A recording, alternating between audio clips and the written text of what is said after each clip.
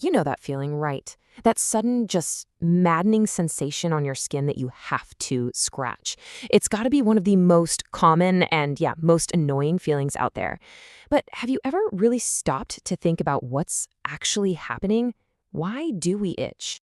Yeah, of course you have.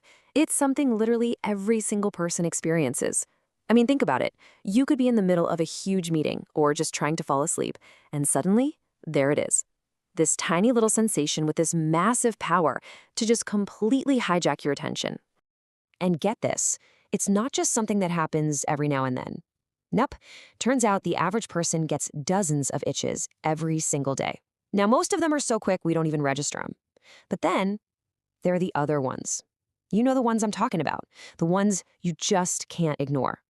All right, so let's get into it. What exactly is triggering this universal annoyance?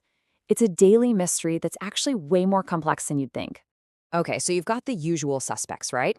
Allergic reactions, bug bites, we all know those. But an itch can also come from something as simple as dry skin, or it can even be a sign of certain diseases. And then there are the itches that seem to come from, well, absolutely nothing at all. In fact, here's a fun one. Are you feeling a little itchy right now? Just from listening to me talk about itching? It happens all the time. It's surprisingly common. So, to really get to the bottom of this, let's look at one of the all-time greatest culprits, the mosquito.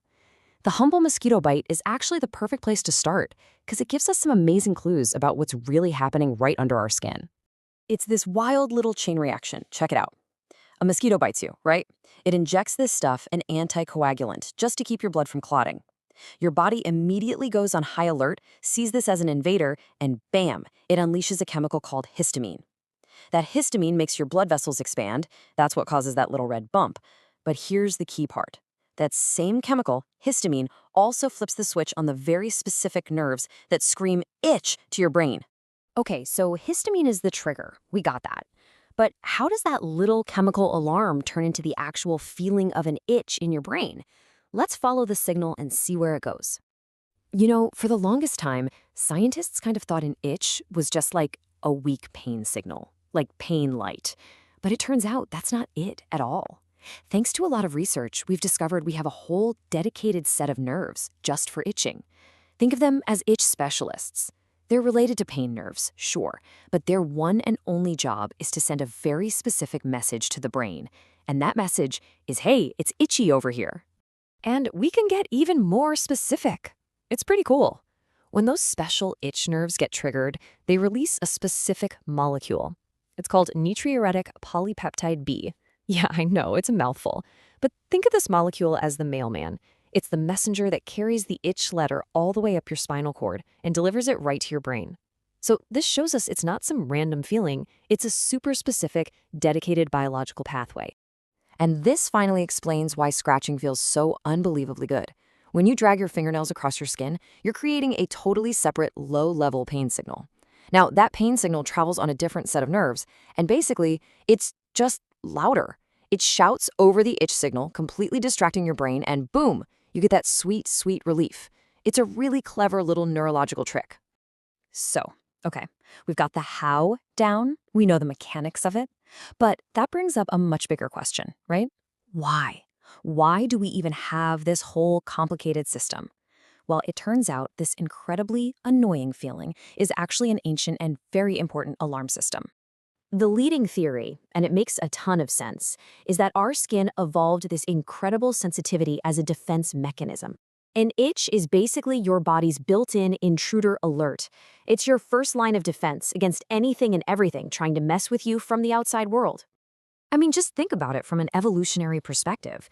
That immediate, almost uncontrollable urge to scratch, that's not a bug, it's a feature.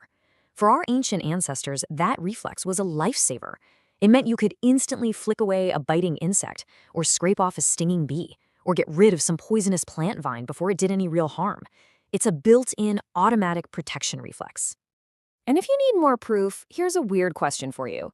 Have you ever felt an itch on your liver? Or in your kidneys? No, right? Of course not, because those organs are safe inside you. They don't need to worry about mosquito bites. The itch alarm system only exists where it's actually needed, on the outside. And thank goodness for that. Can you even imagine how horrible it would be if your lungs could get itchy?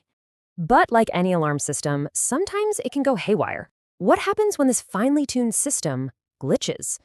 For some people, these neurological mix-ups can cause itching that goes way beyond a simple annoyance. It can become truly awful. Take a condition called delusory parasitosis.